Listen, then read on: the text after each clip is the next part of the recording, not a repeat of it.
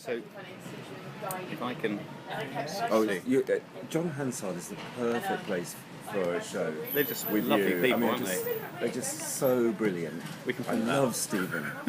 Isn't he amazing? And Roz as well. Yeah. Really understated. Yeah, And, But the artist there always comes first. It's just That's beautiful. Right. No, I mean, there seems to be this kind of profound belief in the value of what they do. Yeah. And without any kind of... They're confident enough not to feel they have to compromise to, pressure from outside, whether it's the university or the Arts Council or anything else. And it's really thoughtful and in a good way rather than a pretentious way. I mean, it's just beautiful. So, that's actually the last one to show you. But okay, so it begins here. So I don't know if you remember the shape of the gallery, but there's a big curved wall. So 3 projectors blended together and 2 Connect devices bolted to the ceiling. Yeah. So you're looking into a very large landscape, and in the distance you're seeing people milling around doing their own business. Yeah. And if you wait there long enough, you build up something of an attraction. So you're curious, and that's right. And they become distracted at the fact that somebody's watching them.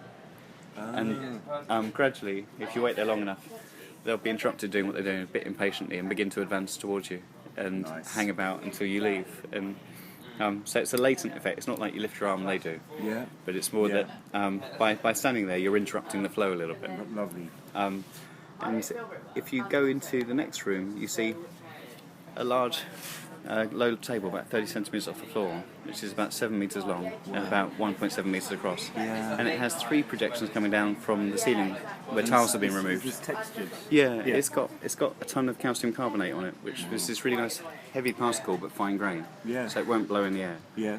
And that's just enough to allow for the surface to have a texture and be broken up from being flat. Yeah. And what you're seeing is the light from the projectors is casting shadows.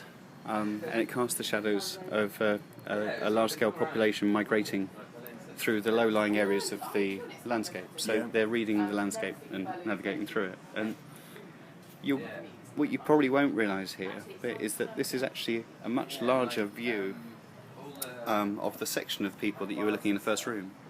If somebody's in the first room, it will affect the path of these people, and you'll suddenly start finding that people begin to migrate towards one part of the area or otherwise. Yeah. So this is kind of like an overhead view, and things will sometimes be obscured very slightly by kind of shadows crossing. And you can go both sides of the table. Yeah, you can view it from any side, walk right round it. Lovely. And the third room is where the Hemispheres come in. So you walk through here and there's a dead end. The corridor you were saying. That's it. It just leads off that room. Oh, that's going to be so beautiful. Oh, I hope so. And when you look through a doorway, you'll be able to look down at the horizon and be all the way around your field of view. Oh, wow. And what you're doing is, of course, you're flying at reasonably high altitude, about 5,000 feet, looking forwards with a wide field of view. Yeah. Again, across a landscape, but this kind of pictorially represented to some extent. But again, with some movement on the ground. On here, and the movement on the ground, although tiny and abstracted, is actually the same population you're seeing in rooms 1 and 2. So it's all real-time encoded. It's going out and out, basically. Yeah, so it's kind of 1 to 1, 1 to 50, and then 1 to 500. Yeah, whoa. And is that Stephen Foster?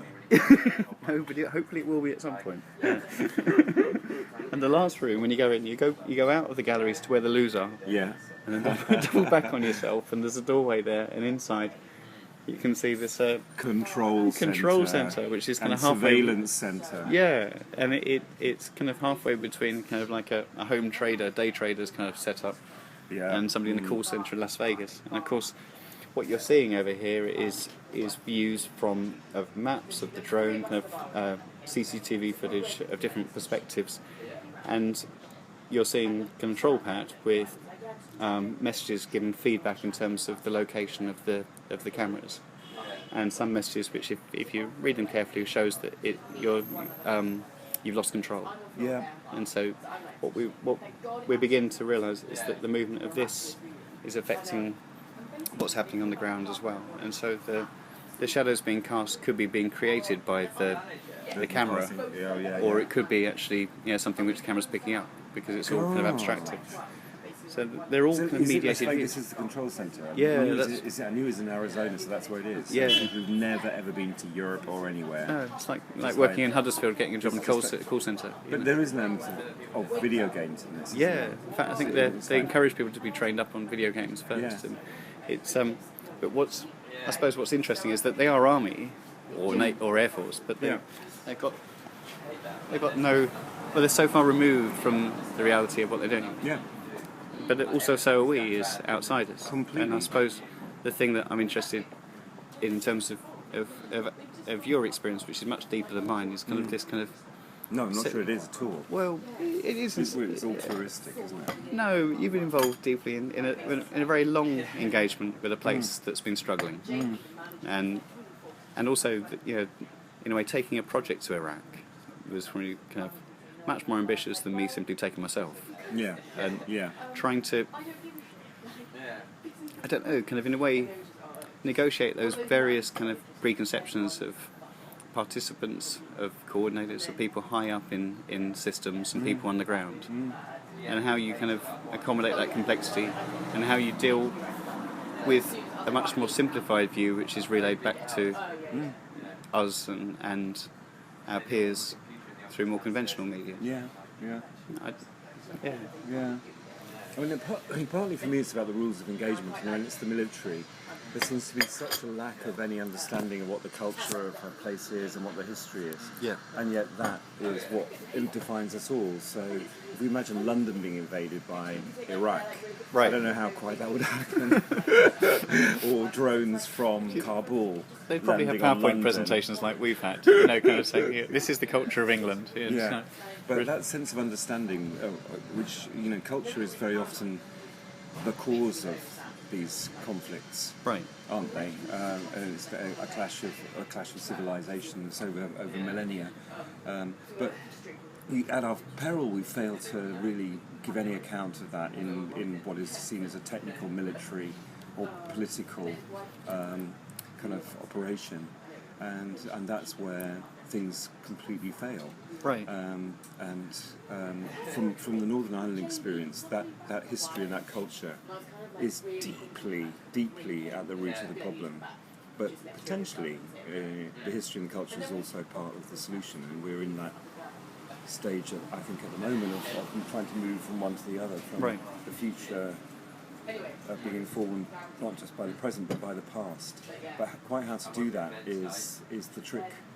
And it takes a very, very long time, wherever you are, I think, to get to that moment when people are prepared to drop the baggage that they hold passionately and deeply, running through generations, and begin to look outwards to empathise with the position of another, to try and understand the opposing view, and to find some common pathway, some common understanding. It seems particularly difficult because to sustain conflict of any kind, whether it's kind of just verbal or physical, it seems that a level of objectification is needed of the other. Yes. And that may be kind of institutionally or societally or religiously or culturally supported. Yes. But once that's embedded, it seems the incredible challenge of how do you kind of reintroduce a sense of the diversity of the other rather than simply completely, and that seems to possibly be a much slower process than building in a stereotypical image of the other. Absolutely, and the kind of apple pie kind of forms of conflict resolution. I think you need to dive into the greyness and wallow in it rather than the black and white. What always seems to me in your approach to things is that you are open to considering, if not supporting, but certainly considering the views of many people in a complex situation, and that you relish the ambiguity of that situation because there are no clear answers very often, and you end up with your head completely fucked with what am I supposed to think about this, when you actually get close to the reality. And that's your ability to talk to the military as well as to people on the ground is really important to understand where things are coming from. Yeah, Especially my experience, the ordinary military, like the lads and women on the ground who are taking orders from above from people they don't know the reasons for the orders, but they have to follow them. And they're not dissimilar necessarily from the people that they're fighting. Exactly. It's just that they obviously don't know the people they're fighting. Yeah, exactly. So that sense of unknowingness and ambiguity is a really useful starting point, I would say, isn't it, into trying to get to grips with so as an observer's things. Point of view, you think it's going to be an essential thing to adopt a certain humility in terms of accepting it won't be, that clarity may be something which you have to abandon. I think so. Yeah. And that's where our practice can really come to the fore, because that's at its best where it leaves the maker and the viewer, the participant, in a situation of trying to understand, but not making it easy. Right. I mean, I think one of the interesting things for me is the role of the outsider in these locked-in situations, and I do find, hard to generalise, but so many conflict areas and post-conflict areas do seem to be completely locked, and very often a response is to withdraw from the rest of the world and batten down the hatches, right, put more locks on the door, shut the windows and put the shutters, and it sucks the air out of places very often. The connection outwards is very often forced upon them, whether it be through sanctions or it can be what you choose for yourself. But at these moments, the role of the outsider can be really interesting in seeing things with new eyes that people who are living there just cannot see any longer. So recontextualising. Yeah, and through that, and that's the thing about any area. I mean, I grew up in the middle of the country in a village with no pavement, no main drainage. Our shit was sucked away. It's like no street light, nothing. It's like, and then so now I want sirens and I want pollution and I want crime. I want all the things I've been missing.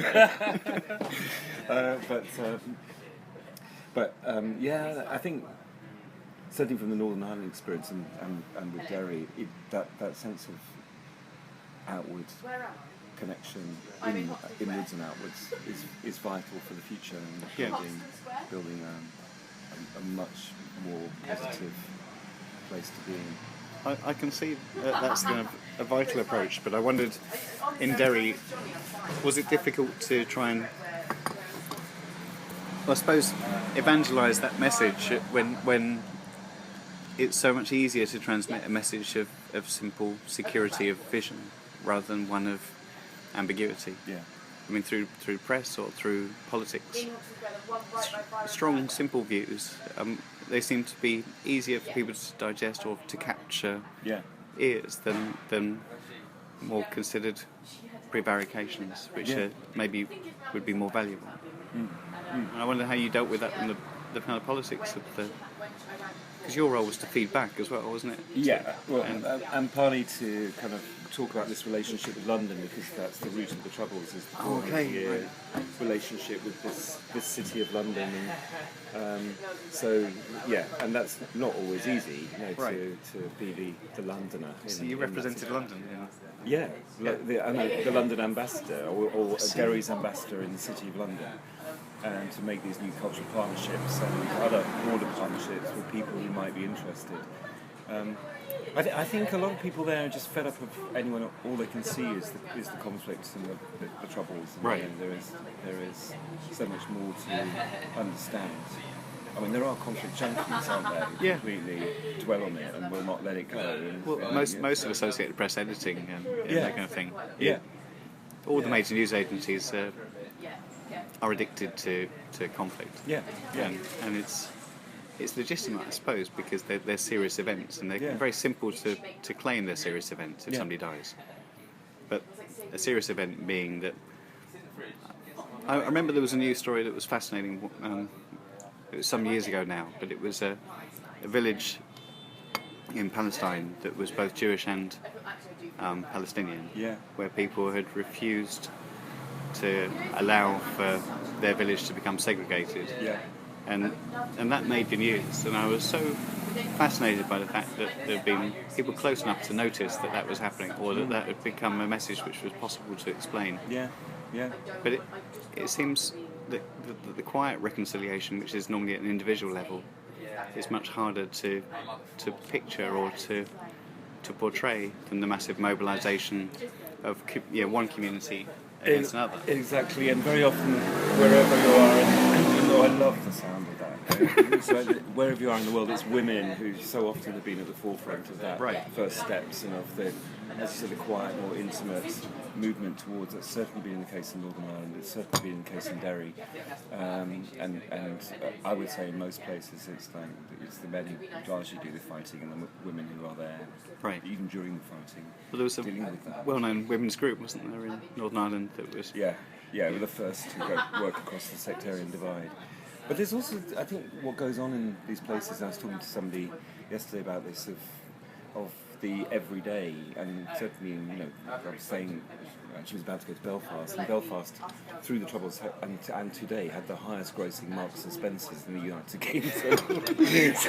so like, it's normally the sign of success, isn't it? Well, so during these periods, you shop harder.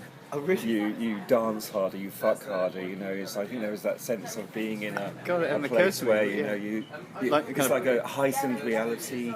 If you've got bombs going off, people being killed, there is that sense of it being in a really unreal situation.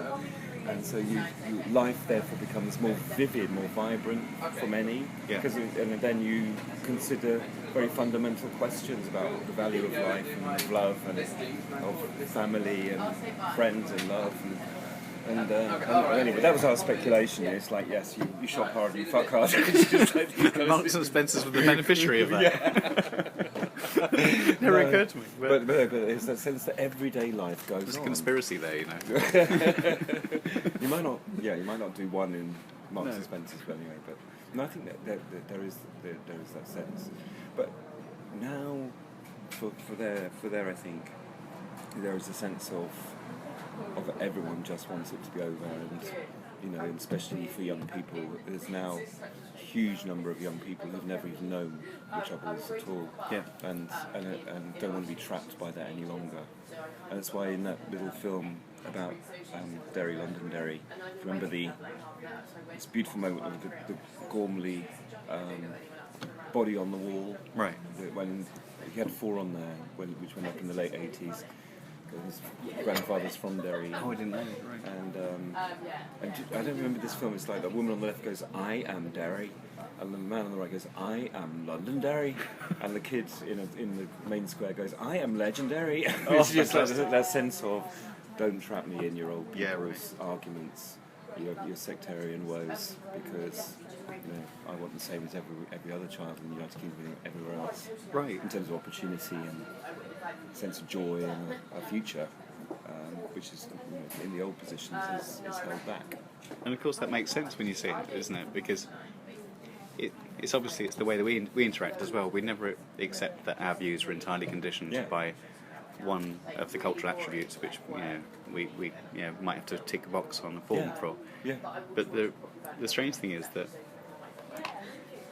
with Northern Ireland particularly, it was always talked about as the Loyalists or the Republicans, rather than this violent individual or this person who was victimised by another person. And and so by the clear grouping, despite the fact that there was massive factionalisation, and there was also a whole range of different reasons why individuals might get caught up in it. Yeah. It even though it's an internal struggle, it helps perpetuate the simplicity of objectifying the people that you're in conflict with, or the people that the choice you have to make. There's a war memorial in the centre of Derry, right in the centre of the walled city, which is huge, and it's the First World War memorial, and it's an area now called the Diamond, and it was assumed that the majority of the names on that memorial were from a unionist background, but through a research project quite recently, they discovered that over half were from Catholic nationalist background who fought for the British in the First World War. Amazing. And there is that sense of that was forgotten. But it was the same across the Isle of Ireland, that so many Irish fought on the British side, even though it's neutral in both there was a radio programme recently which I just caught a bit of it, but it talked about the fact that after the war, and of course the partition of Ireland, there was a real stigma attached to people that had fought in that war. And that, they might be blacklisted for work and that kind of thing. And so something which at the time would have felt like an individual adoption of a patriotic view became something which meant something totally different. And of course it's loaded with irony, isn't it? Because the war itself was all about kind of the absolute objectification of Germans as being kind of baby killers and rapists of nuns. The royal family changed their name. Yes, exactly. So the whole thing was about... So became Windsors. How convenient. About creating this demon across the water. Today. Shave your beard, darling. Yes. From von Ribbentrop Hitler Schnauzer. So they go from one great... The Duchess of Uber-Abigail. Turquoise brown. It's just a seamless move from one great illusion to another. Then exactly. In a way, exactly. But exactly the same in terms of the slaughter that we're talking about contemporary troops. Yeah. I found it interesting. I didn't get a chance to meet as many. Probably didn't spend as much time as you when I was in Afghanistan as you did in Iraq. I don't know. But no, I was only there for a few days. Oh, really? Yeah, right. yeah, Okay. Yeah. So I suppose my 2 months in Afghanistan is kind of a little hint towards your longer term commitment in Northern Ireland rather than that. But what was interesting for me was recognising the huge diversity of responses to me as an individual and what I represented. Yeah. Recognising, which I first did when I was a student when I went to Canada, that being British you represent all of colonial history, not just a family which you thought was semi-working class in East London. 1492. I know, that's right. And of course in Ireland this is hugely important, isn't it? Yeah, but in Afghanistan, of course, in the Panjshir Valley, you represented the great kind of reserve troops that came in to support the Northern Ireland, Northern Alliance. In the south, you represent a kind of just one of many occupying forces. Yeah. And there are these kind of incredible shifts of referencing, which are all based on cliches, but. In some parts of the north, the reference, I think I mentioned this before, was the hippies in the 60s. When really on the old heroin trail. Yeah, exactly. So you could either be slowly, incredibly slowly migrating through, crawling. But some of the much older people might have a memory which contradicted the contemporary view of British people being in uniform or NGO workers, which was also of British people essentially being kind of fairly lost, vulnerable explorers. And it's interesting as you migrate, recognising that the image which you feel you have ownership of is entirely malleable. And I mean, of course we experience that all the time, but I think possibly it becomes more pertinent in places where, as you mentioned before, communities are deliberately kept apart from each other, either through the isolation which happens through conflict when it becomes a managed environment, because the military infrastructure kind of tries to control access to some extent. And it becomes something which is politically important to manage the observational viewpoints being fed back to any country media involved. handling. Yeah, which is fascinating, because media handling is something which is not always done through censorship, is it, or through actually, but it's also just kind of not enabling access, or just making it difficult. Well, absolutely. Which is something which obviously in at the in other the end most of relaxed your time. drones, for example. Yes, exactly. In northern Pakistan and Waziristan and so on. Jesus. You're not going to see that. No. And we've just heard about the special forces in Libya. Yeah. I think we all on knew. the ground. Yeah. We suspected. But I thought that couldn't be. That was an amazing turnaround they had there. They really do it, with the same Toyota pickup trucks as before. And it was. And of course, we'll never see documentation of that. 100 years time, we maybe may not be. There'll be a memory card putting cryogenics aside. I don't think we'll be around to witness that, but it will. Yeah. But how much have you felt? I mean, not just ambiguous about it, but implicated by being there, because the second trip was more independent, wasn't it? I mean, the first trip was more. The RSA kind of made it possible. Yeah, with Michaela. But of course, like the first trip, the organisation which made it possible was also remaining in Britain. So when you're out there was a certain independence, a responsibility, and there was an organisation which they were friends with, which Jemima Montague's Turquoise Mountain Foundation, and they hosted me. But still, the responsibility for your role there, I think I couldn't really defer that to anyone else. I had to accept that. And there was a great problem of feeling implicated because you're not sure exactly what you're endorsing by being present. When being present is such a statement in itself. When it's not something which can be it's not a permeable landscape, but it's something where you have to make a deliberate decision to go. Then that in itself becomes a political act. But did you wander independently? From Turquoise Mountain, the incredible thing was. That's amazing. Well, the amazing. Or reckless. I don't know which. Well, I think the interesting thing was that when I came back from Helmand, the idea of wandering off on your own into the desert was pretty flippant. I did meet one person who did that from Sangin. I worked for Jacob's Well Foundation, and it was this crazy Texan guy that just wandered off, wearing a camel chemise and wandered into Arabia. And we'd watch him from the sandbags, thinking he's going to get shot, And there was this fear of the ground, the idea that if you stepped on it, essentially, whether there was anything buried underneath or not, suddenly the security of the bubble would evaporate. And because it was made so precious, the right or the ability to step on the ground, and because anybody, like a doctor or anyone else that was seen as high value, that they did everything they could to resist those people being put in that position of actually on the ground. They would fly over it.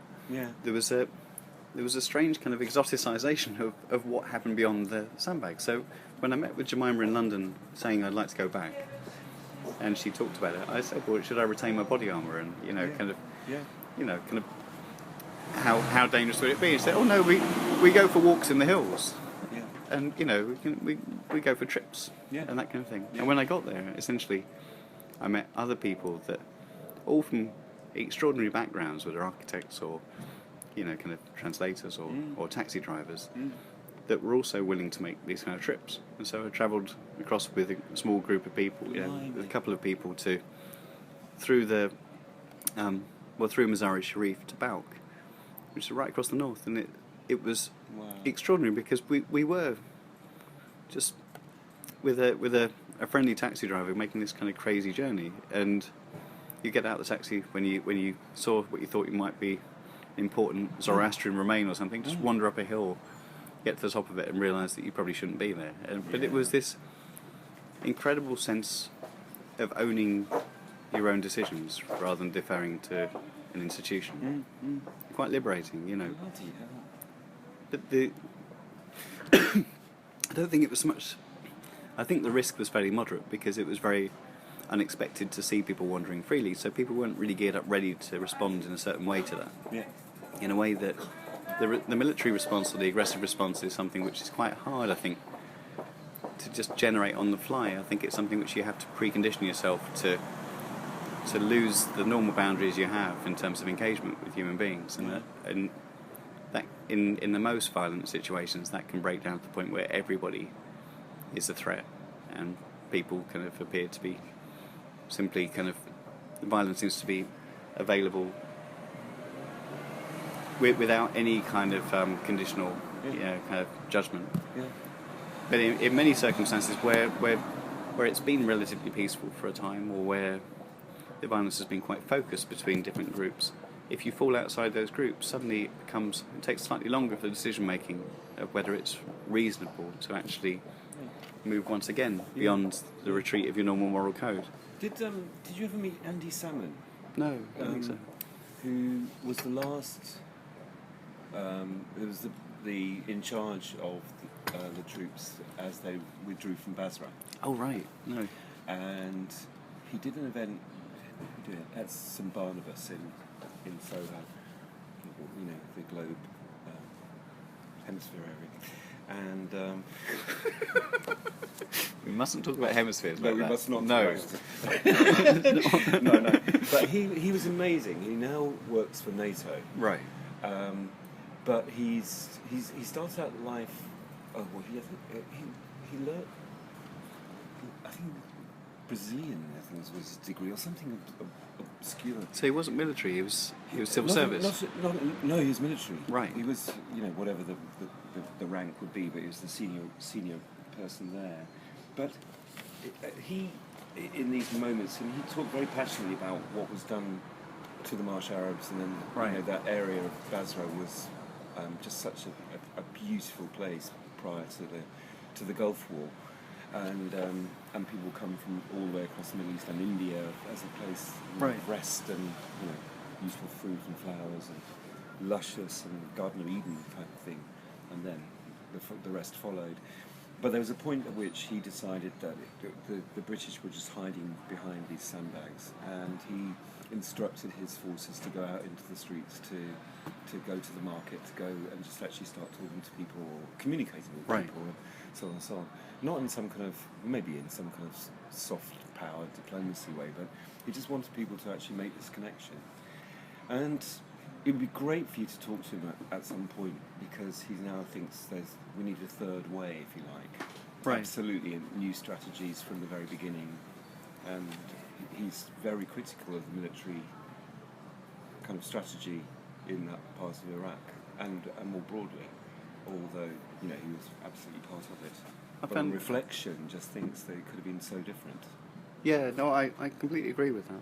I mean, but what the third way is, he hasn't worked out himself. That's right. Yet. I mean, maybe in a way, the problem is thinking of the third way through from a military perspective is quite hard. Very.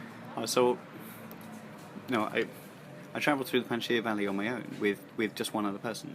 Just two of us, and we just walked through town, really, or village, and up a mountain, and sat up there and watched things for a while, and.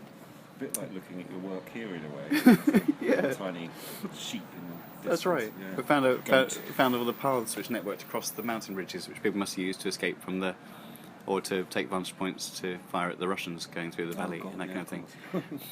But at street level, the interesting thing was that walking on foot without weapons, looking either too old or too wimpy really to be a soldier. I think the only danger was you might be considered special forces, but with my physique, there's very little chance of that. So, but the T-shirt with the word artist on it in every language, in every language, kind of gave it away. and the broadcasting, yeah, of course. But what was interesting was that people would invite you into their shops and homes, and somebody was anxious that I took an audio tape of his favourite music, and it's interesting. Obviously, it's quite hard to play audio tapes now, but it was amazing that there was this incredible warmth. Yeah. And I had a few experiences like that in kind of fairly remote places, and once or twice you'd be there at the same time that a convoy ran through. And I think I mentioned this. Yeah, it was changes. Yeah. Automatically. Well, also your role changes because I saw a French convoy coming through, and it was just a small armoured column, and it was like a patrol really, and they had top gunners on their armoured vehicles. Yeah. And they weren't trying to shoot anything, but they were careful, and they were moving at reasonable speed and searching everything as they looked. Normal military procedures. Yeah. And they were heavily protected, and of course immediately identified through their uniforms. And what was interesting was that rather than it being a permeable situation where there was some ambiguity as to what my role was, or whether I was welcome or hostile.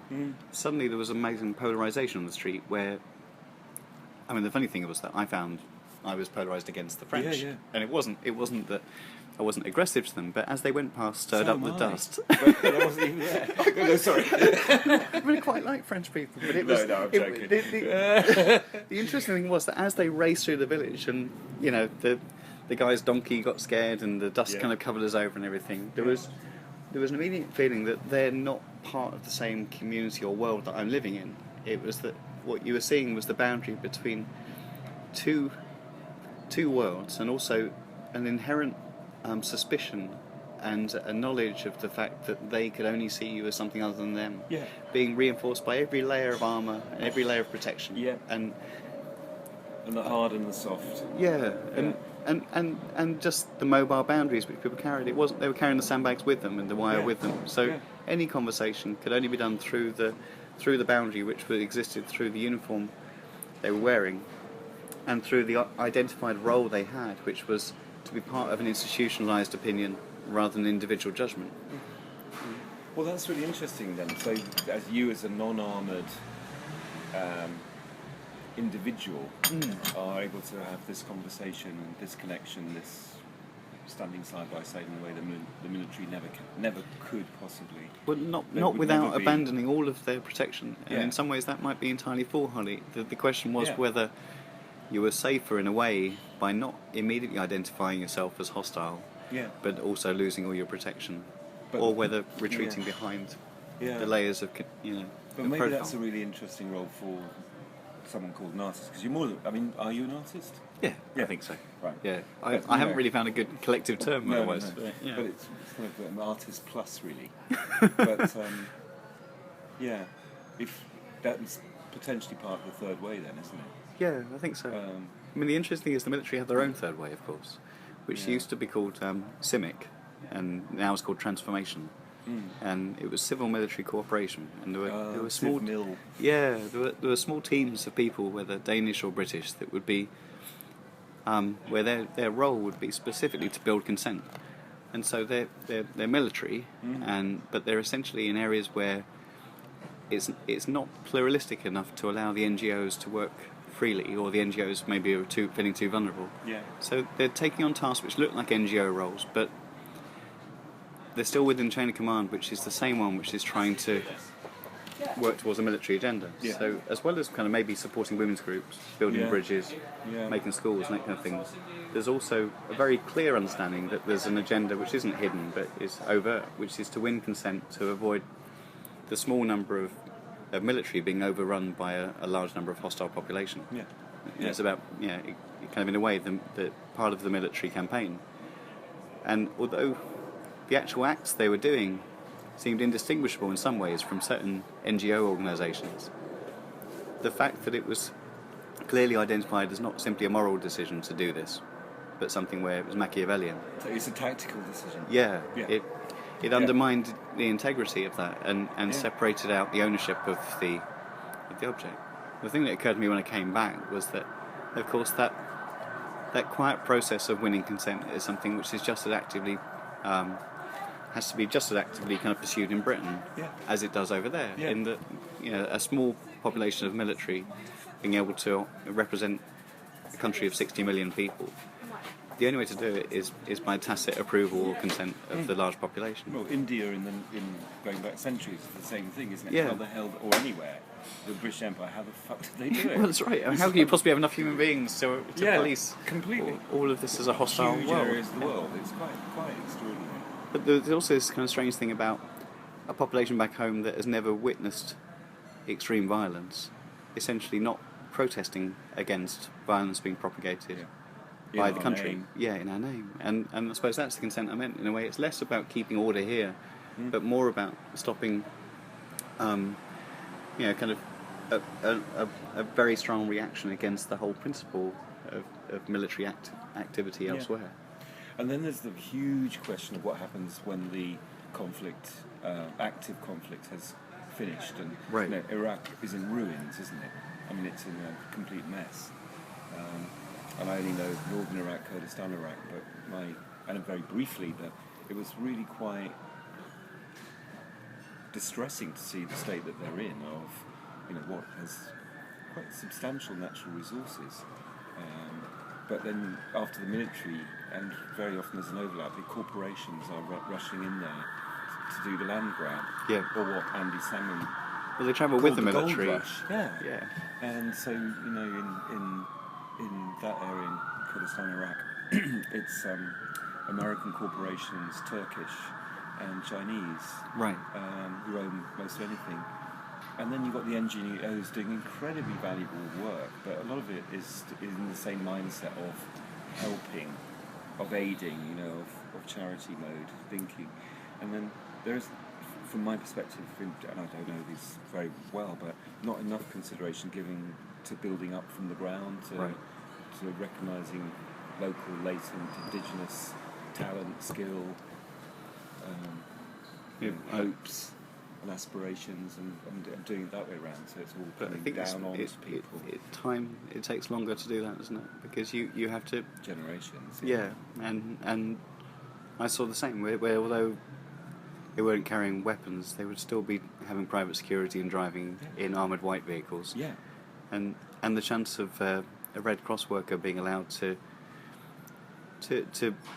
take a taxi off to another place and just wander freely, or to essentially just mingle with the population at large was slim in some areas, and you can see why, of course, because it's a scandal back home if a Red Cross worker is assassinated. But the problem is, how do you undermine a situation where the Red Cross worker is seen as the other, if they're not able to ever really be engaged as a normal human being by the local people they're officially working with? Yeah.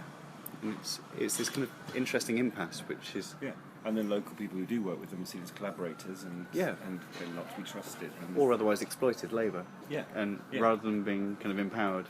Yeah. And owning the results. Well, we should never have been in these places in the first place, should we? I mean, this is the real problem, and it's like a shame on Labour and now on the Tories and the rest of the Western powers. And it's like, what the hell? I know. Is this about? We're going back to Bush and Blair. I mean, but it's such a bizarre situation. We can do anything about. There was this funny thing, wasn't there, when the war was, the active war in Iraq was declared over. Where everyone was saying, well, British troops are really good at this. You know, they're going to be much better than Americans for policing the landscape or kind of managing this because of all the history of Northern Ireland. Yeah. We're thinking, is that a good history that we had of paratroopers on the ground in Northern Ireland, or is it something where maybe it should be a great warning about having soldiers on the ground, rather than recognising that they developed survival skills in that. They developed technology. Yes, right. So listening devices, nighttime cameras, all the way through the period of the Troubles.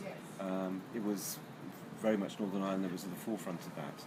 And I remember Shona McCarthy is now chief exec of Derry Londonderry UK City Culture. Went to an Art Angel event down somewhere in Wiltshire, I think. I didn't get to it, but it was basically a military training camp. And after a little while, she and Anna Cutler from Tay, who was working with her on Belfast previously for European City Culture, just went, this is really spooking me out, something really odd. And then they realised that the layout was very much like somewhere they knew in Northern Ireland. Oh, of course. Was and it modelled? They rebuilt this kind of sense of the place, right? And that's what it was. In the same way they used to build kind of Eastern European towns, or exactly. I didn't realise there was a Belfast replica as well. I don't know if it's Belfast or somewhere in Northern Ireland. Yeah. But, it's just like, oh shit, that makes complete sense. And then went, oh fuck. But yeah, there's an Afghan town somewhere now, isn't there, in Britain? Is there really? Yeah, where.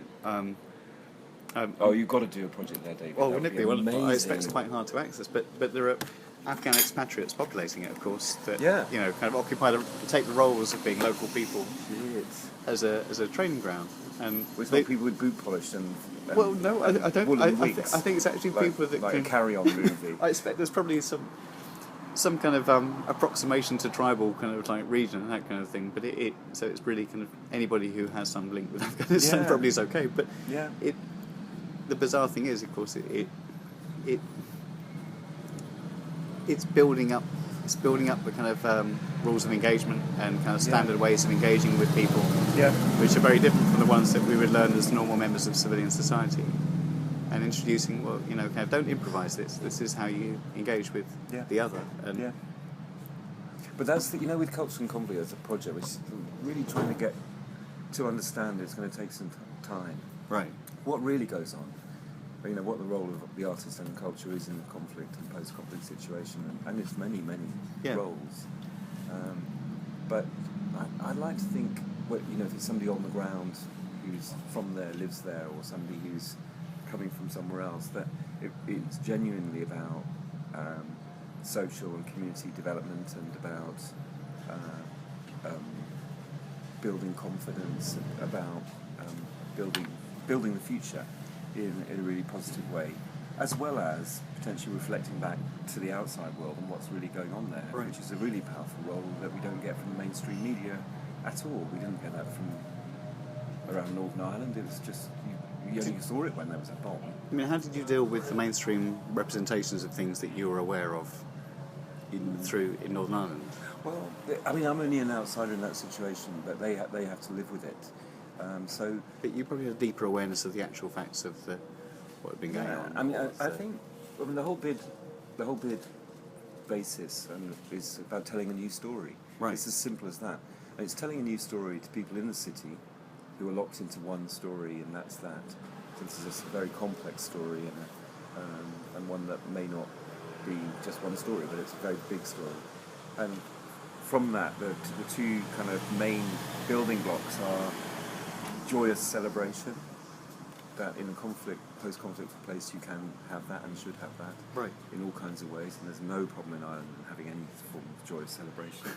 And then the second is purposeful inquiry, that you don't ignore the past, you don't ignore the history, you don't ignore the pain, the wounds that are still open for many people. You dive right in there.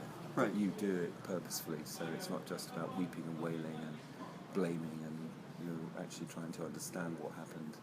So trying to re-engender empathy. Yeah, and across the piece. Yeah. And the greatest moment in the last 5-10 years for Derry was the Bloody Sunday Savile Report. Yeah. And it was the most beautiful day in the city, and do you think it was closure for both communities? Absolutely, yeah. Absolutely. It was, I mean, I couldn't be there because we had to be in Liverpool the next day for the judging, so mad. And in fact, the whole team who were going from Derry coming for the judging, including Martin McGuinness, were in Derry briefly and then had to fly to Liverpool, so they missed it. But I watched it live on telly, and it was the most extraordinary thing of seeing for the first time the city without any police, any military, people quietly marching up from the Bogside into the city centre. Nothing went wrong. I think over 100 camera crews from around the world witnessing this, and this very peaceful, beautiful ceremony, and a great moment. Such confidence, doesn't it? The families of the victims of Bloody Sunday were locked in the Guildhall from 9 a.m. with their lawyers, and their phones were taken away and they couldn't communicate with outside. And there's this great moment when a thumb came out through the window of the Guildhall, and the crowd went mad, and it was beautiful, beautiful. And it really did. And then Cameron's amazing speech. Yeah. It really did. And it's kind of his finest moment, wasn't it, really? Unbelievable. Don't know where he got that from. He went a really nice speech, but then the next day the kind of Presbyterian and Protestant church leaders of the city marched across the river from the Protestant bank down into the Bogside with a gift for the relatives of Bloody Sunday. Oh God! Wow. So when we were judging in Liverpool, we were just sitting there in tears. Someone would start off and we would all start crying. It was quite amazing. I may have told you before, Martin McGuinness, when we appeared in front of the judges, said, we'd kind of done rehearsal, we hadn't rehearsed this bit, we agreed first names, we went, hello, I'm Martin, and the judges like, The Martin? Oh my God. And he said, I'm here representing Ian Paisley and Peter Robinson, and oh, what an amazing statement! And he said, and the judges' mouths literally fell open. Yeah. And he said, even a few years ago, I couldn't count them. I wouldn't be in the same room as them, and now I count them as two of my best friends. Right. Bloody hell! And I wanted to go, you bastard! Why did it take this long for you to get to that point, though? Because the leaders so often in any conflict zone hold back peace processes completely because they don't want to get rid of their positions of power. And that's everywhere. So aside from the there was an assumption that they were a symptom of the polarisation, wasn't it? But in fact, it's an interesting argument, isn't it? It could be that also the leaders were misrepresenting their populations, kind of the range of views within the populations to some extent. Yeah, and keeping the corruption, the involvement in protection monies and drug running from the terrorists on both sides. It's just absolutely enormous. Right. It degrees things that people don't want to talk about, wherever you are. No, that's right. It's kind of the dirty history, isn't it? Yeah. Which is not ideological at all, but just cynical. No, and it's totally, and it's totally selfish, and it's totally just about power politics in the most evil way. So yeah, but I mean, with this work, what is it you want people to take from it? Can I knit one of your fags? I'm nearly out as well. But I'm going to go run and get some. Thank you. Chain smoke. Quite right. There's I suppose for me that there was this real problem when I came back, that I couldn't I couldn't find any way to relay the great fallacy of the photographic image, in that the illusion of empathy which it provided, but actually the way it reinforced exoticism on an experience which we knew we'd never have. And I suppose what's interesting in this exhibition is it's just like a big experiment, really, to test whether people become more aware of their position of power as the viewer, and the role at which vantage points might affect your judgment as to whether you're looking at people which are your peers, or people which are no longer people that you could possibly empathise with. I mean, all the way the visual imagery is reduced to the point where it's not cinematic, and it's not the photorealism we can get from HD news broadcasts. But I suppose they're just quiet tests to see if breaking the convention of the relationship between image and viewer is enough to make us kind of begin to reevaluate what we're doing by viewing, and how much we create. I mean, it's a great cliche, isn't it? You know, there's wonderful, kind of Ray Bradbury short stories about the butterfly effect and that kind of thing. The idea that you make something happen by watching it. And it's the great problem that ethnographers and anthropologists had, and the problem that the military has and others is that you never really know whether you're causing the aggression by standing there, and as long as the aggression is going on, you feel you have this obligation to remain, to try and kind of like keep the crowds back. And it takes this incredible leap of faith to realise that when the point is where actually you're causing the problem rather than actually stopping the problem happen. And of course, as outsiders, we have this equal thing where, without understanding that we wouldn't dream of allowing somebody else to summarise our political or social kind of problems from outside in a 30-second news broadcast. At what point do we get to the place where we react badly to the idea of having digested summaries of other people's cultures, and start questioning whether we're essentially not viewing them as humans like ourselves, but instead viewing them as representations of a shallow stereotype. Which is why it's great that it is depersonalised, and they're blobs, the kind of the shadows in the distance. And so it's going to be much better for just one person being witnessing that, isn't it, in the gallery? I think so. Although what's interesting, of course, is that depending on where you are in the gallery, it might be that other visitors are actually dictating what you're seeing. So, and there's something quite nice about the way in which all of these views are generated in real time, and they're all networked and connected. So there's some ambiguity as to whether the active ingredient in generating the content is the software running in the control room, or the software running in the first person view kind of room. And I suppose, I mean, it's all quite simple experiments really, but it's quite nice to play with space in order to just, for me, the great frustration was that I didn't seem to find there was a vocabulary in contemporary media which properly challenged my own ignorance of other cultures, or of ignorance also of the way in which we had become complacent about our interventional role or assumptions about other places. And the other places could be military camps in Britain. I mean, my first revelation of complete ignorance was when I met a left-wing soldier, and I kind of met some, kind of a radical socialist who thoroughly thoughtful and kind of had a almost poetic view on life, and incredible kind of self-reflection, self-criticism, and a really thoughtful questioning of this choice he'd made to devote his whole life to being in this parallel community, but in a knowing way, knowing that he had separated himself from the world outside to do that, and it was going to be a constant process of reconciling that. Now, of course, as an outsider, I'd essentially simplified the entire military community as being the other anyway. Absolutely. In the same way that I probably assumed that the police, I was just thinking the police. The police are exactly the same. Any authority figures, the judiciary, they're all bastards. They're all against us. And I suppose it's any organisation which appears to have modes of behaviour which are unique to them, or which are more where the uniformity is more dominant than the individualism. And of course that can be propagated across a diverse community if their differences are shown more prominently than, their differences to you are shown more prominently than their differences to each other.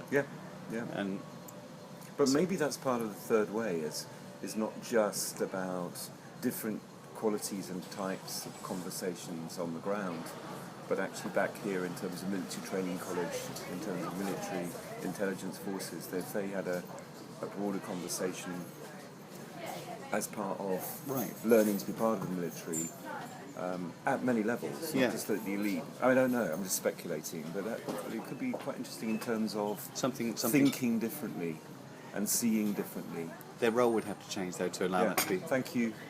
Their role would have to change to make that useful for the military, though. Because the problem at the moment is that there has to be a certain separation from normal society, because the moral code has to be so different, in that we have to maintain the difference between violence being socially entirely unacceptable and violence being something which unthinkingly is dealt out, trusting that the person above you has already made the moral decision. Yeah. And that shift from one society to the other has to be profound. Otherwise, the complexity could cause all sorts of anxiety in individuals. And I think that's one of the reasons why so many soldiers suffer anxiety afterwards. It's because that structure which made the morality seem absolutely appropriate evaporates, and all you're left with then is the individual kind of judgment calls. And the things that you've been through, the things you've been asked to do, and the things you've seen that you've done to other people, others with you have done to other people, or you've seen happen to your mates. Yeah. It's just and that amazing experience we all have at the end of a war, when the beginning of a war, I mean, it's amazing, isn't it? I have recollections of lots of wars now that Britain's been in, from the Falklands through, and there's something that's amazing in a peaceful country. But there's always this same experience when war is obviously going to happen, and they're saying, we'll have a debate in Parliament, but everyone knows it's really happening as troop build-up. The press all goes into the position of starting to summarise the other side. So the Fedayeen started being described in newspapers almost a bit like Roman soldiers. This is what they look like, and this is what so you can recognise the type. So that when we watch the news figures, we're already conditioned to think of them as the Fedayeen rather than as individual human beings that may be caught up in something appalling. And I think after the war is over, then immediately it has to be a shift back to the assumption, they're just like us.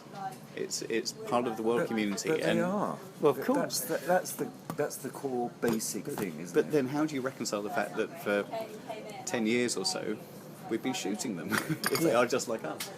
Rather than being fanatical. Well, Libya's a great obsessive. Case in point, isn't it? Yes, exactly. It's perfect. It's like 1 minute they're mates and then suddenly they're... Yeah, in fact, they progressed from being, the embarrassing outsider of the community to being kind of close friends. Yeah. Just before we started bombing them. Whilst Gaddafi's still supplying Semtex to Northern Ireland. That's right. But that's only the Irish. They don't matter. He's going to run and get some facts just there. 2 minutes. Help yourself, please. No, I'm going to get some... Okay. Marlboros. Okay, I like the American... I like the American brands. No, I understand. Give a political statement. David, yours are Gallagher. Are they?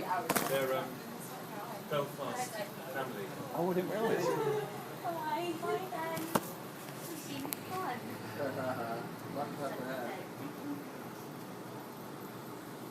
You get like a house on fire.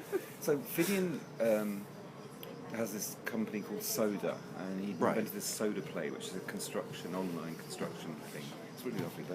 But anyway, he made these pogoing robots, and basically they respond to punk music, which he plays live. Right. And they're, I think, 6-7 foot tall. Right. But they're best. So they're actual robots. They're not just images of robots. Yeah. And he did it at the ICA early last year. But basically, the better he plays the punk music, the higher they jump. Fantastic. It's a bit this proximity thing. Yeah. You've got to meet him. Oh, right. Gosh, he sounds like a proper engineer. I just dabble, you see. No. I mean, this is all experimental stuff. I'm going to write this down. I'd love you to meet Dolly while you're here. Right. Dolly Merrin. Did you take a diary? Part of the sorry.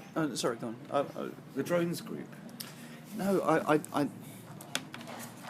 Jemima's been involved in that, hasn't she, somehow? And she kind of backed out of it. Oh, really? Yeah. At the very last minute, she she mentioned it to me. Oh, there's a drone thing happening this weekend, and unfortunately, right down in. Yeah, unfortunately, I couldn't make it. I'd already. Dorsetshire. I can't remember if it was. I promised to see, my daughter at Circus Space, or if it was something else. But it was too short notice. Yeah. But it did seem interesting, not least because, I mean, you know about my project in Peckham, don't you? Yes, of course. Because built my own drone. You know.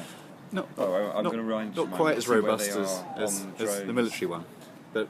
No, fantastic. But it did give some sense of the privilege of view, of being able to adopt a position anywhere in the volume of air, rather than being restricted by where you can navigate physically yourself.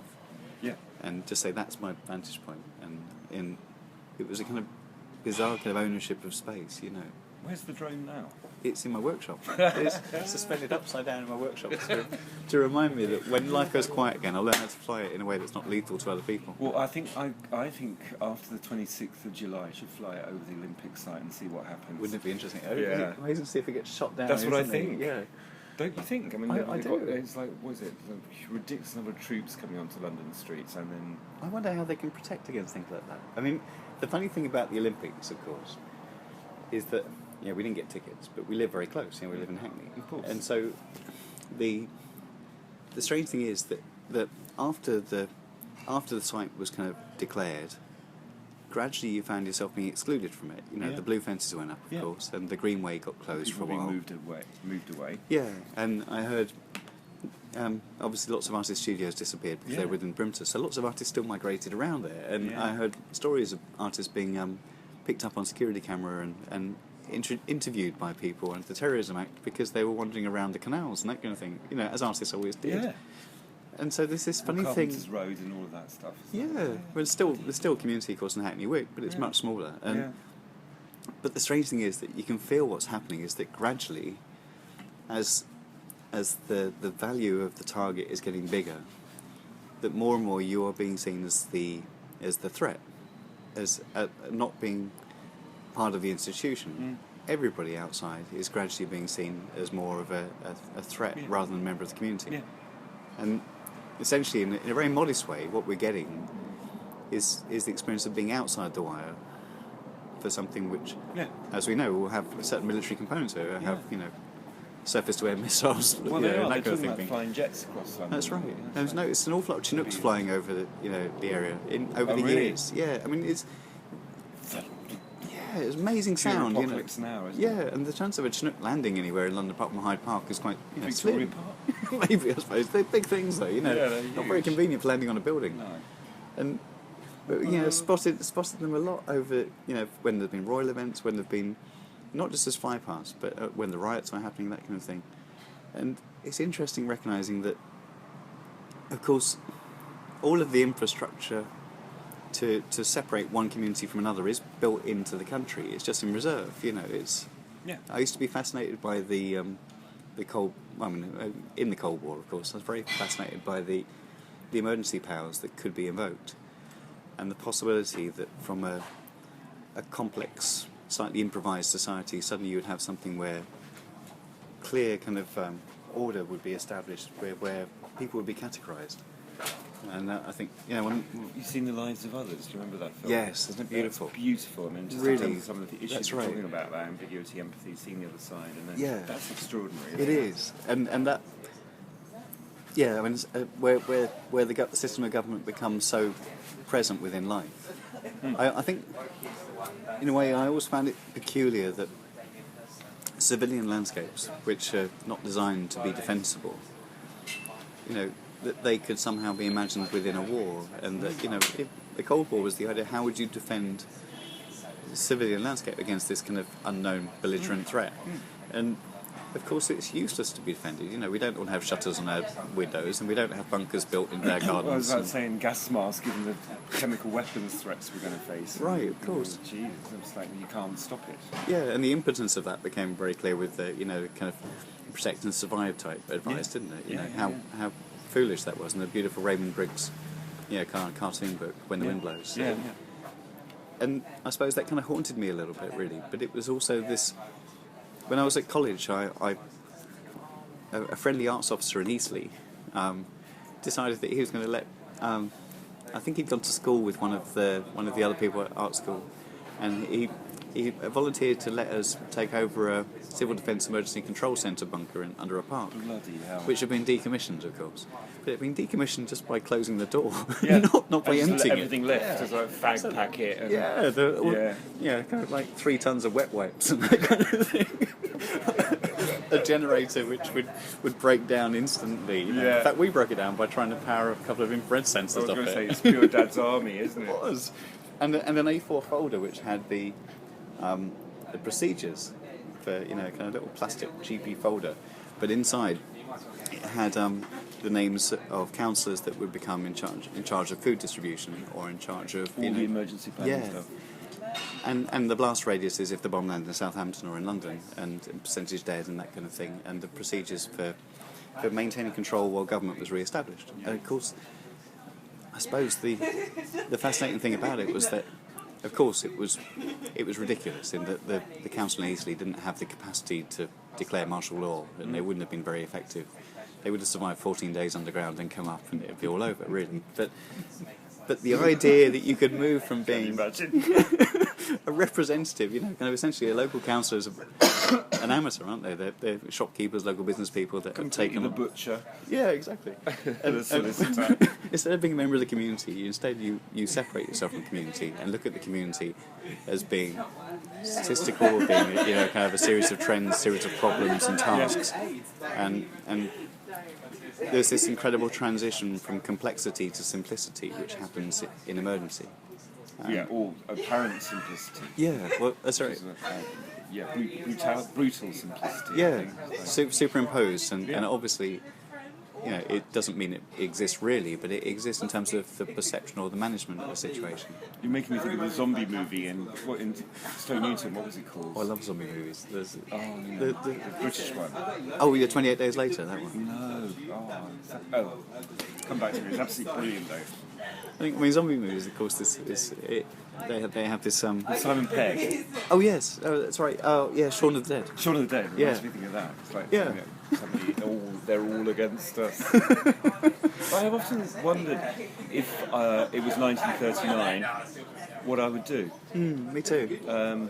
And I think my suspicion is I would have volunteered to do something rather than be a pacifist, just because of the threat. Yeah, it's funny. I've been a pacifist my whole life. I've never had a fight, and I've never knowingly, kind of physically hurt anybody. Yeah. But it is interesting, particularly when I got to the age where I would have been conscripted if I was 2 generations back, or whatever. Yeah. And I was at art school, kind of learning to paint. Yeah. Thinking, how robust is a moral position that I have? Is it something it's never been tested? I wouldn't know whether. The thing that I find fascinating about 39 is that at the time, of course, in living memory, they come out of a war which had been based on a lot of lies. Yeah. And so, the Germans hadn't turned out to be kind of like baby killers, and millions had died in a pointless war. Yeah. Which was all about politics and territory and pride. The peace in 1918 was punitive and ugly. That's right. There was no moral high ground achieved, was there? And so in 39, you're told again they're doing it again. Yeah. It's time to go to war again. Yeah.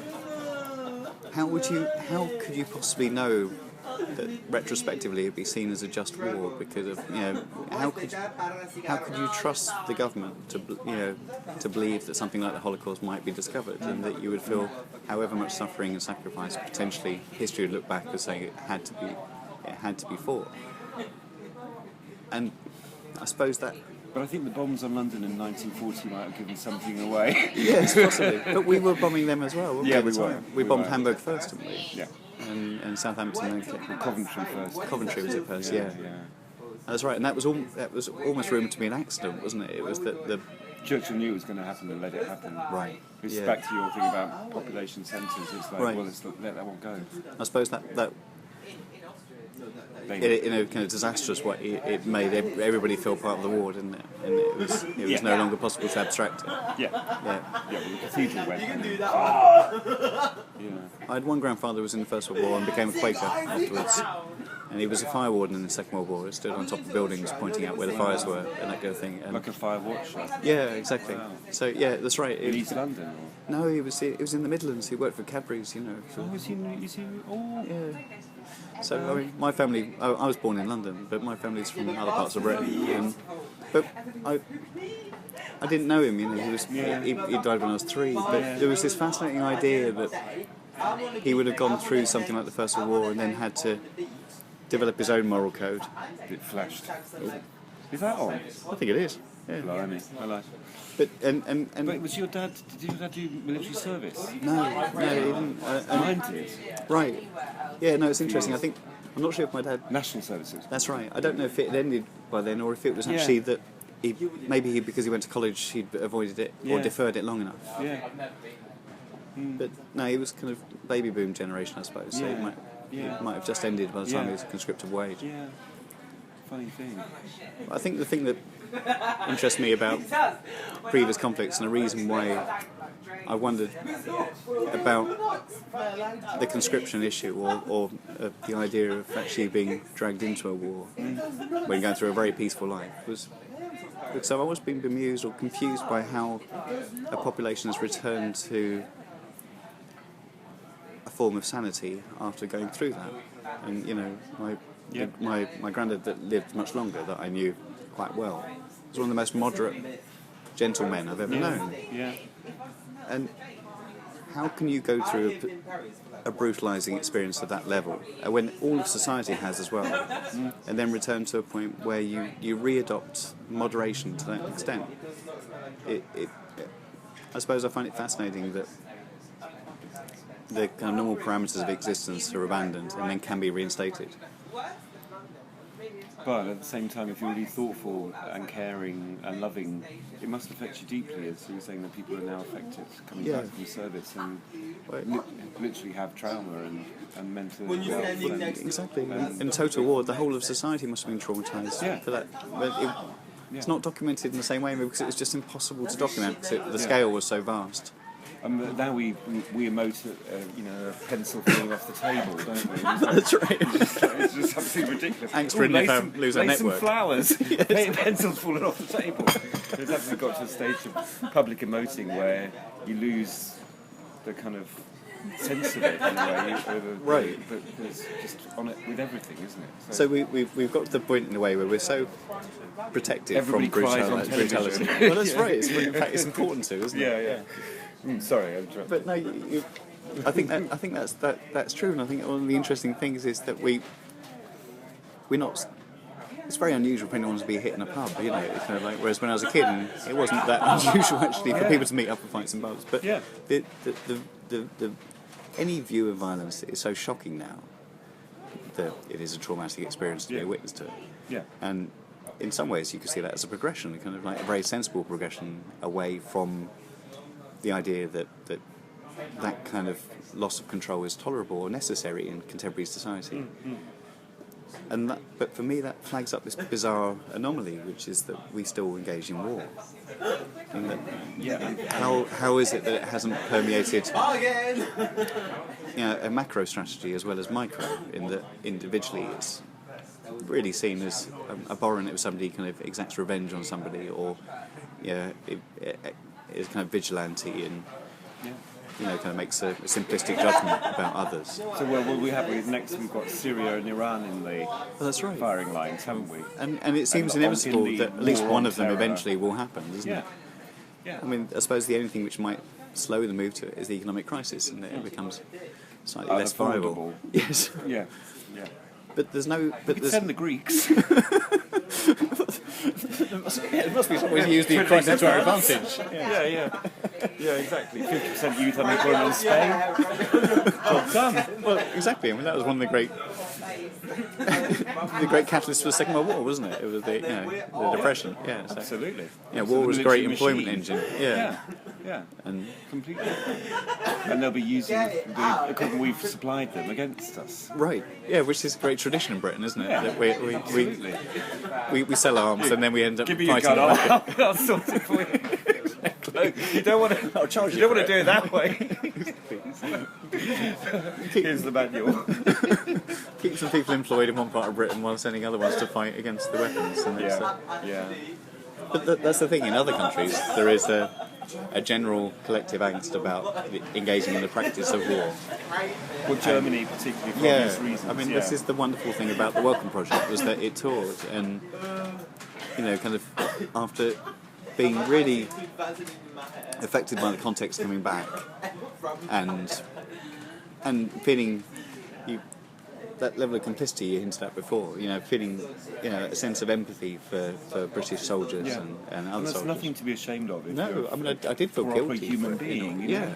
It's like, it was very interesting, that conversation we had with Simon Norfolk, wasn't it? Yes, wasn't it? Whereas he was just not prepared to go down that route. I was kind of admired that kind of absolute... But then he relented and actually started talking, didn't he, after a little bit of his grandstanding. Actually, I started drawing class with soldiers and so on. Do you remember? Yeah, that's right. It was an interesting transition. Not black and white after all. No, right. But perhaps normally the required response is shorter, and maybe I think it'd probably be rare for people to really kind of provide a safe environment for that. Yeah. Compromise to be visible. This is the classic problem with the war artist, as the official war artist, is like. Well, I saw my nocturnal activity of trying to kind of make this program work. At one point I lost the faith in the code and watched Steve McQueen on Hard Talk. I saw that. Did you? And wasn't it interesting? It was a night last week when I couldn't sleep. Yeah, it was the same. I got terrible insomnia, and I woke up at the start. Oh, fuck it, I'll make it. Switched on the telly, and it was about 3 in the morning or something. Yeah. Too long. It was amazing, wasn't it? What he was saying. Really interesting. Really impressed. It was, but it was. But what you saw, of course, in that was also that interesting thing that in his work he clearly wasn't showing any of the anger that he had towards the institutions of government or other things. It was the way in which he described it, despite the fact that I know he's very angry, was all about kind of like a tribute to the soldiers. I've just looked up, he used this term humanity balance. Right, which is really... completely. Lots of very thoughtful things he said, but there's also the absence of something which was that, kind of... What he was hinting at, of course, was that the stamps would be something which would embarrass those who are militarists into realising the repercussions of what they're at. But he wouldn't say that, and it was...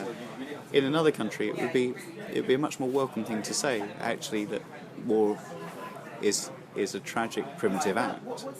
For everyone. Yeah, for everybody involved. And we shouldn't be allowed to view it abstractly. Yeah. But in this country and in his career and in within the light of the media, it's very difficult to say that, even if you felt it. For me, I was caught up in the Northern Ireland issue in a way, in that what I was witnessing was something where the military had got in there and they were stuck. Yeah. In that they were standing between hostile factions in a little embattled base, which is probably, although aesthetically different, is not massively different to the kind of the strong points they had in Belfast. And they were looking out across the landscape and constantly being told and telling each other that if they left, there would be chaos on the ground. Yeah. And it may have been true. And watching it, you just didn't know. You couldn't tell, because short of actually taking the people out and remaining to watch, there was no way to actually understand what impact you were having by being there. Yeah. So it was almost like you had it was hard to know whether it was a humanitarian line holding, kind of anti-Nazis and Nazis from each other, or whether you actually were stirring up something which was causing people to feel so alienated. You're part of the problem. Yeah. We had the British had a barracks in Derry for a very long time, for 200 years, and it was the home of the submarine fleet, the 1967 submarine training base. Because it's Loch Foyle goes straight out to the Atlantic. It was the home for the Battle of the Atlantic. The German U-boats surrendered in Derry, and so on and so on. And in fact, during the Second World War, it was the most amazing international community. Americans, Canadians, all based in like big dance hall culture, and a lot of Derry women quite rightly skipped off to the States again. Bye. Absolutely. I mean, Britain must have been a dour place at the time. I think. Yeah. Oh, there was a great exodus from all over the British Isles, wasn't there, in the United Kingdom? Oh yeah, and quite right. And, Yeah. But anyway, and this Ebrington Barracks, which is right opposite the walled city on the Protestant bank on the called the Waterside, and huge parade ground. And the barracks, and we went around the barracks. They left in the end of the 90s. And you're in this barracks building overlooking the city, and it was squalid. And I think they never thought they were going to be there that long with those numbers of troops. And everything's within the barracks perimeter. So there's the hospital, the doctors. There's the places to eat. There's the place to dance. There's everything's there. Because you didn't go beyond. If you went, you only left in an armoured vehicle. Right. And but just looking out the windows of this horrible, even the officers' places, like dormitories, which is squalid. And you're thinking, you're standing there looking out, and everybody out there hates us and doesn't want us to be here, and they're all against us. It must be just the most horrible feeling. Incredible. Unless you're Rambo, which I don't think most people are. No, that's right. Most people have some sensitivity to that. Did you see Blackwatch? Because No. The National Theatre of Scotland. No, but I do have a copy of it on DVD now. Yeah, yes, I'm going to watch it. It's great points and shit points, but what really came across was the obvious point that a lot of those people in the regiment from that area of Scotland are there because of poverty, and not because they're really involved in any of the kind of strategic thinking around the reason for being in this particular military or other military zone. And they're there looking out for their mates, who they went to school with. And it really comes across strongly in the class differences between the officer class and which still exists massively. Completely. And in fact, it's funny, isn't it? The rest of society has progressed and changed so much. Yeah. But military environment, because it has its own timeline in history, actually progressed at an entirely different rate. The class divide in the military does exist in civilian life as well, but it's so tangible and clear. And it's audacious, isn't it? Won't put up it? with it anymore. I mean, that is the most extreme version of the control structure that we have. The police would be the same, prison service would be the same. The uniforms, basically. That's right. Any structured environment, it doesn't allow for the kind of iterative change which you have in normal society. No, the sharing of the reasons why. Right. Yeah. Because when you understand the reason why in a team, you often go, okay, that sounds really good, I'll get involved in that, but you just can't know. In fact, that's deliberately restrained from the military, isn't it? Because you don't want people to be questioning or engaging in that debate. You want them to give the information away. No, exactly. When they get captured, all of it. That's right. Yeah. But certainly, I think there's it's partly the risk of security of information, but I think it's also the idea that people shouldn't adopt a position where they feel it's their territory to be involved in the judgment chain. Yeah. And that, in a way, as soon as you do that, there is a danger that you'll have people making individual responses and judgments rather than collective. Yeah.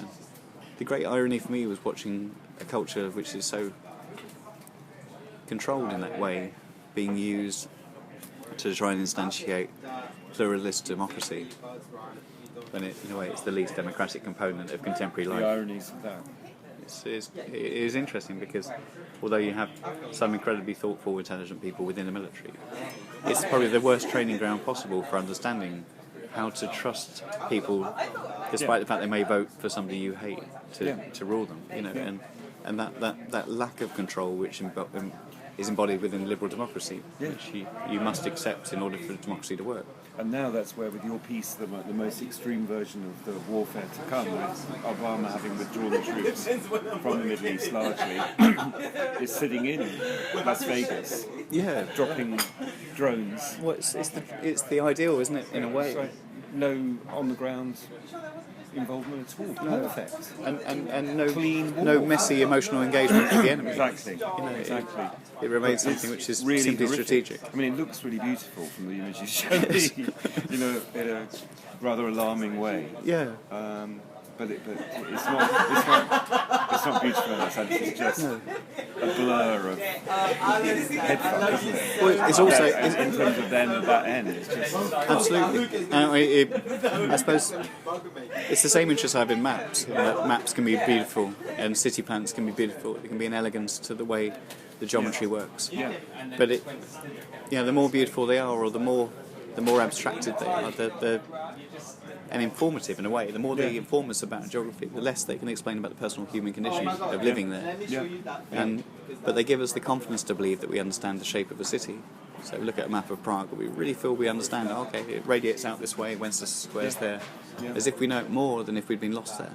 Do you remember during the early years of the Bosnian War, with the UNESCO got involved, and they put up the UNESCO flag on all the important buildings? Do you remember this? Yeah. That was supposed to be under international law, protected from any, so it'd be mosques and churches, Right. churches in this case. And then they became the targets. Yeah, of course. Because it was a war of ethnic cleansing. Right. And I remember Neil McGregor got involved really early on as part of UNESCO, where archives, records of births, marriages and deaths were being deliberately torched. Oh, wow. And so people started taking their village or town records and burying them in fields in Right. bags, just to protect them, because if you are not there in the records, you never existed. Right. So there's no crime if you're So it you're was killed. absolutely really clear in this war that this was about wiping out people in a really evil way. Yeah. Quite extraordinary. And massive kind of parallels with what happened in Central Europe, isn't it? In terms of Yes, under the Stasi and so on. Yeah, that's right. Yeah. Complete control of information. I think Couldn't you just draw flowers, David, or something? Do you think the watercolours? Or... I think it's my next project. Yeah. Yeah, That'd be pets. quite nice. I really like cats. And I think Bambi. yes. Well, in a way, this exhibition is trying to get away from war. You know, the point of this exhibition really is more about abstracting from conflict. This interest in the shift of view and what that does to us. And the reason for that is because as soon as it's associated with conflict, it becomes something which we see as the other. Yeah.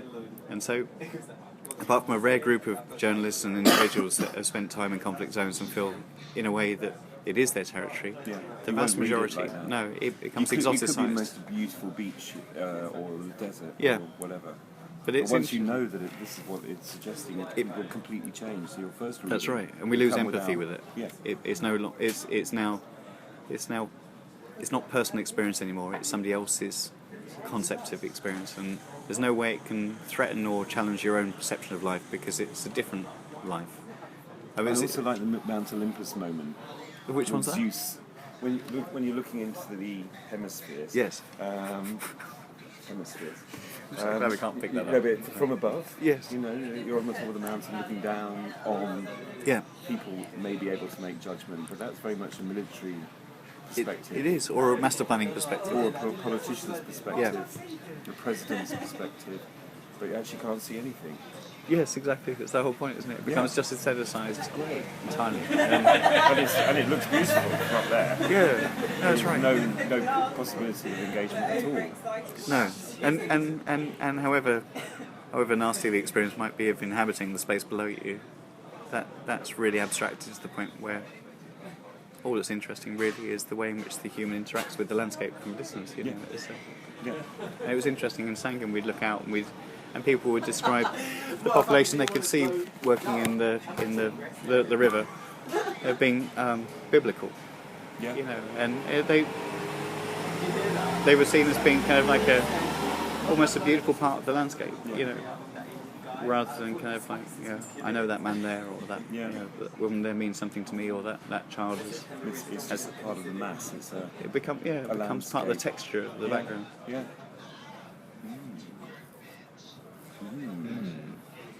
Got to lose this beard thing. It's Nah. No. Has Stephen seen what you're doing? He's like, he's seen some visualizations. yeah. How is he going to communicate that? Are you going to get some political press as well, or would you rather not have that? Well, that's the interesting thing, isn't it?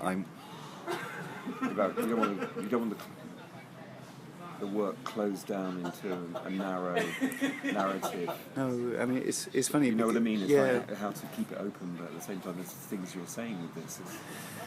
I mean, that's why the conversation that we're having is much more based in politics and that experience than the conversation that Helen Sloane would be having with Stephen, which is much more about in terms of the encounter with these kind of very reduced objects in the gallery. And I suppose the trick is to try and shift from the point of view of the kind of the war art role, where it's a window onto another world.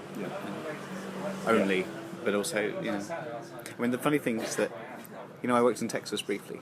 Yes. Yeah, I had this kind of strange experience of living in Dallas for a month, which is, that's a proper culture shock. But, I think I mentioned I drove 15 hours out to the West Texas desert to see Marfa, where Donald Judd built this place. Oh, it's the most beautiful place. Extraordinary landscape. But, I mean, there is something mesmeric about the landscape, in that you have the same feeling of mortality. You are lost in a landscape which is so much greater than any human being can control. And Donald Judd's done his best. He's really made the biggest artworks you can think of, and they still look really trivial compared to the landscape behind. Yeah. And it must have been really hard for him to cope with it. It's like, remove that mountain that's blocking. But but also the amazing thing, of course, is that if you film that landscape, you can tell people it's West Texas. You could tell people it's Afghanistan. And either way, you could believe it. Aesthetically, it's almost the same. Yeah. And all of the experiences of standing in the vast landscape and recognising the futility of existence, or the beauty of the way that light falls, or any of those things could be experienced in both places. Yeah. But as soon as you say it's Afghanistan, you think about mines, conflict. You're gone somewhere else. It's the same with Northern Ireland. You immediately go to the usual stereotypes and closes you down. So it's a tricky one to do. I'm just thinking about Sheila's sister's boyfriend is Dutch, and he sent his parents from Amsterdam on holiday to Switzerland as a treat for their wedding anniversary. And they came back 2 days later, and they're supposed to be there for 2 weeks. And I said, what was wrong? And they went, well, it was all very nice, but the views weren't great. There were these mountains in the way.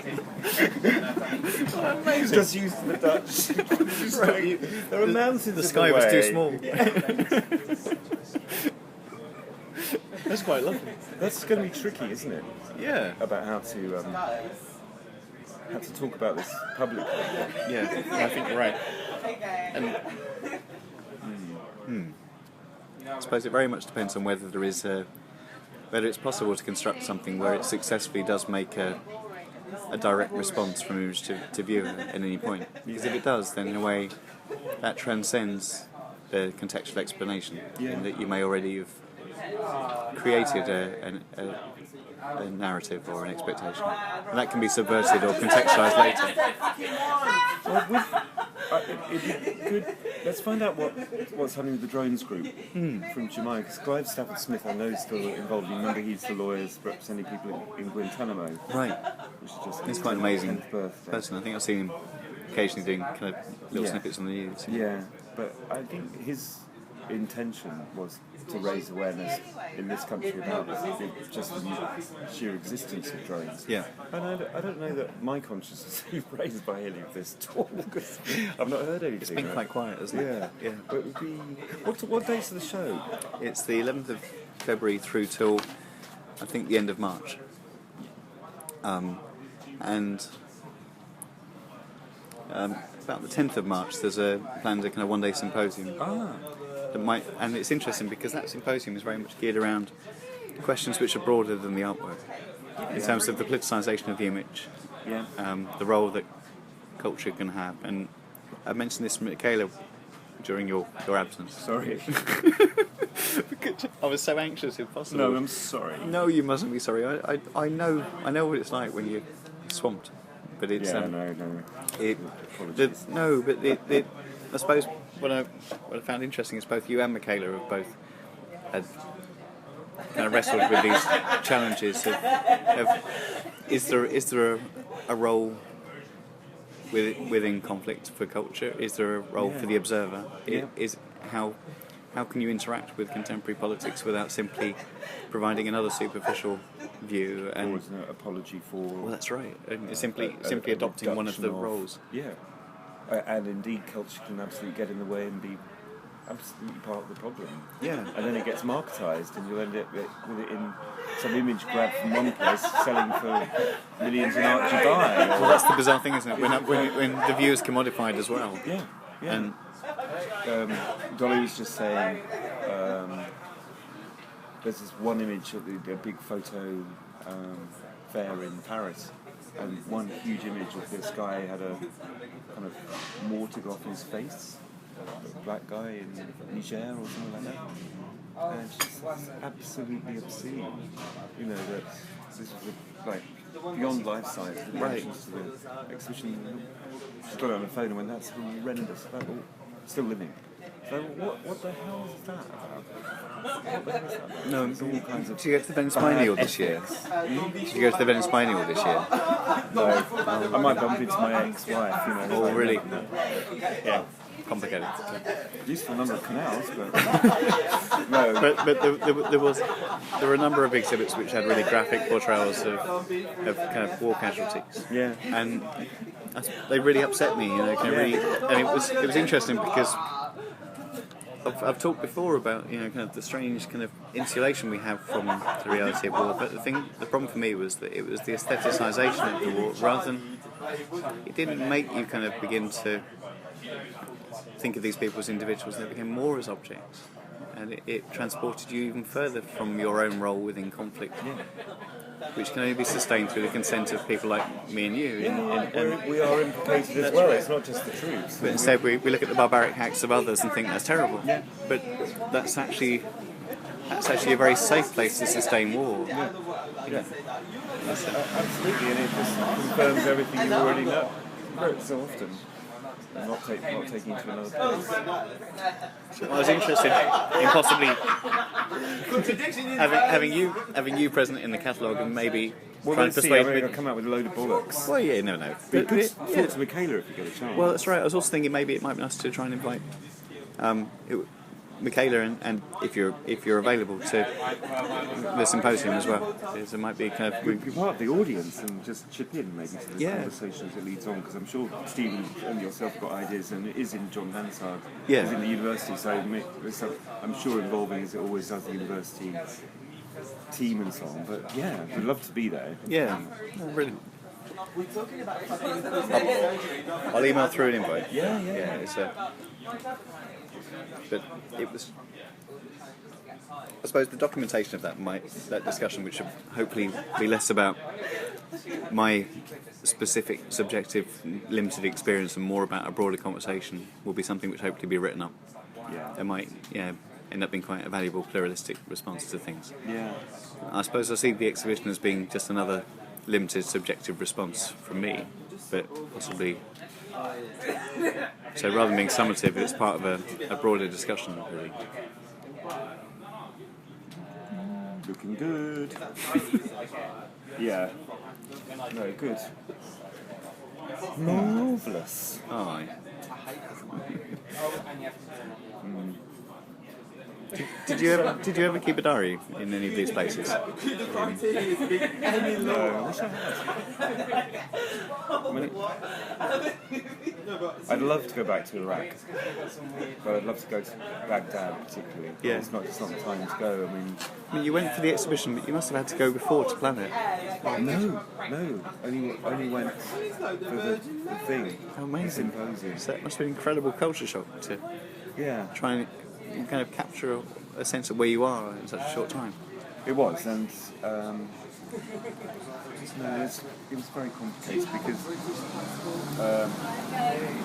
was heavy American involvement And the organisation. in the whole place. Yeah. And it's just everything was in a hotel with troops around it. And this is northern Iraq. It's not been at war for 10 years. No, that's right. But it's still seen as dangerous for Westerners. For Westerners. Yeah. And in the end, William Wells, who was from Townhouse Gallery in Cairo, and I went, fuck that. You just rebel in the end. Yeah. Just went into the centre. I think the reason around, couldn't bear it any longer. Had to have minders, and he was just like skip bail. Couldn't bear it. Yeah. In the first trip, the person who travelled with me was somebody whose career would have been destroyed if I'd run away.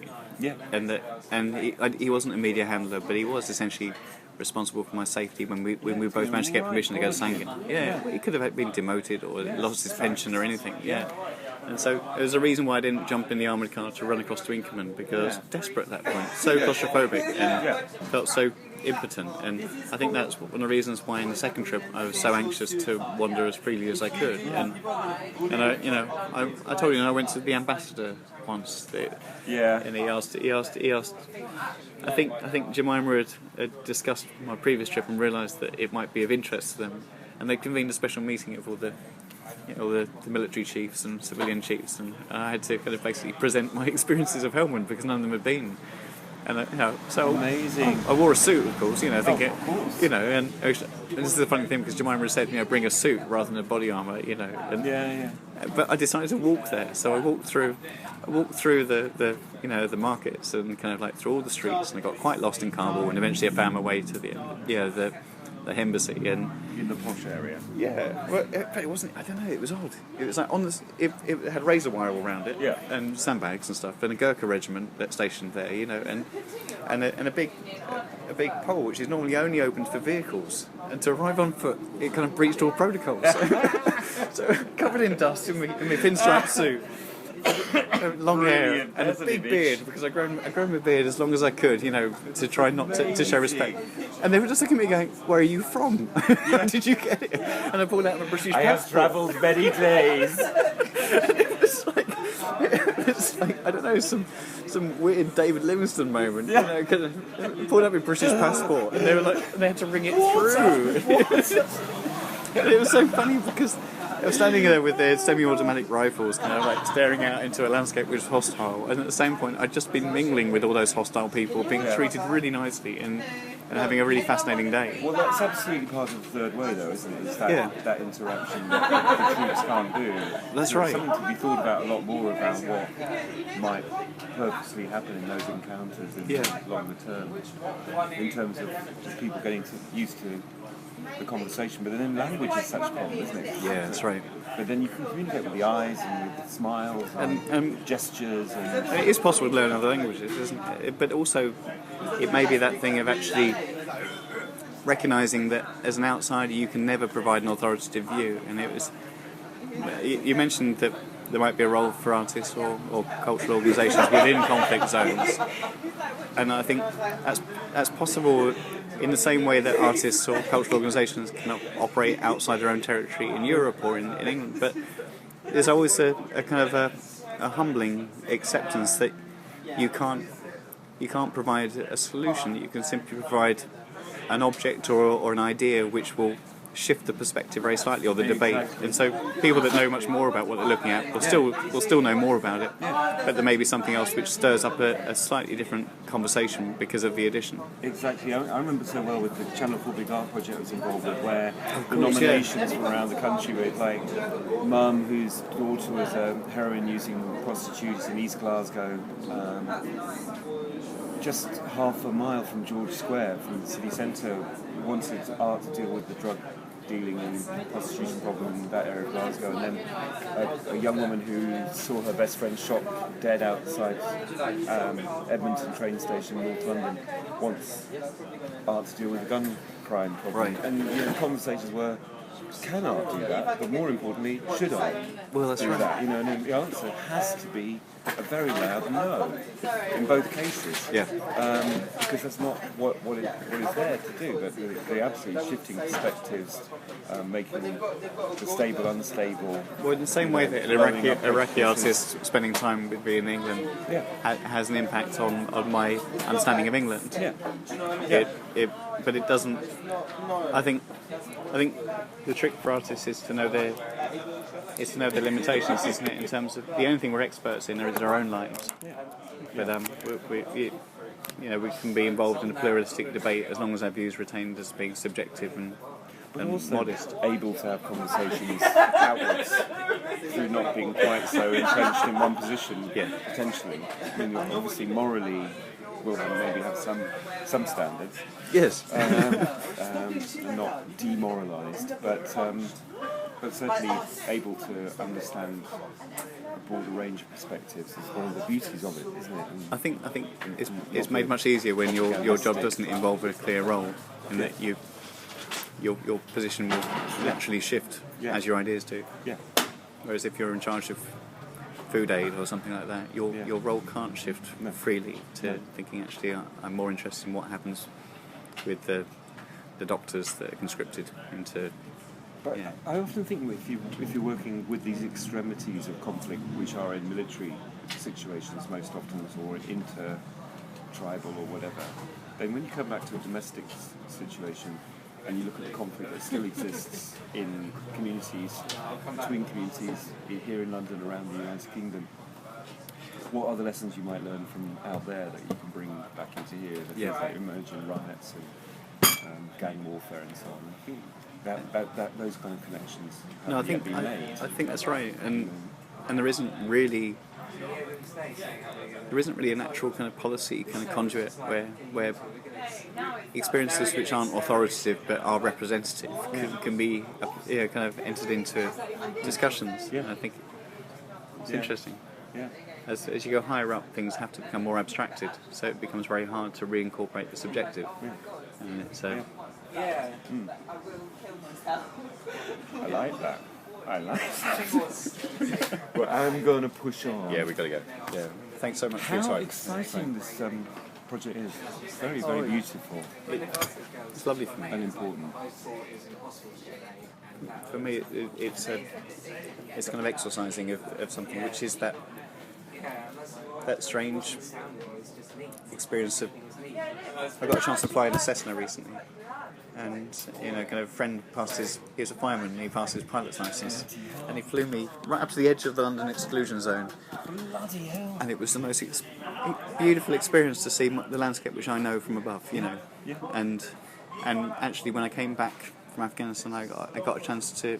I still had my Geneva Convention identity card, and I turned up at a military base up north near Lincoln, where it's actually an Air Force base where they used to train all the bomber pilots. Bloody hell. And there's still a training base there, but there's also a grass runway, which is where they used to fly the bombers off, and that's now a gliding field for the RAF.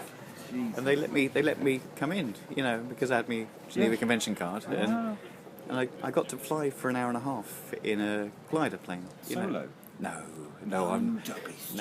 but my granddad used to fly gliders because he was in the Air Force, but he was scared of high octane fuel afterwards, and it was this. So once or twice as a kid, most of the time just dragging gliders around muddy fields, waiting for cloud cover to lift in Lancashire. It was never going to happen. But occasionally I got a flight. But that extraordinary experience of being weightless and viewing the landscape and the beauty of the contours and the abstraction, which we all get from commercial flight anyway, but slightly more so. What occurs to me is that everything in this exhibition could actually be misinterpreted, in that each one of the elements could be the gliding flight. It could be the experience of standing in wasteland in Texas rather than Afghanistan. Well, yes, it could be. It doesn't have to be the drone. But that's good. For me, that's really important, because good. There's an assumption in a way that the experience has to be understood through a certain lens, rather than actually kind of thinking, what does this relate to in my personal experience? Yeah. And kind of interesting. Where have you got to get to now? We're going back. I said I'm doing Grace and Perry, so we might go and see it. It's late opening tonight. Have you seen it? No. I should go and see it. I quite enjoy the way he talks. Yeah. Well, he's a very clever guy. Well, that's right. Yeah. He's Not that he needs my one of support us. at the moment. I think he's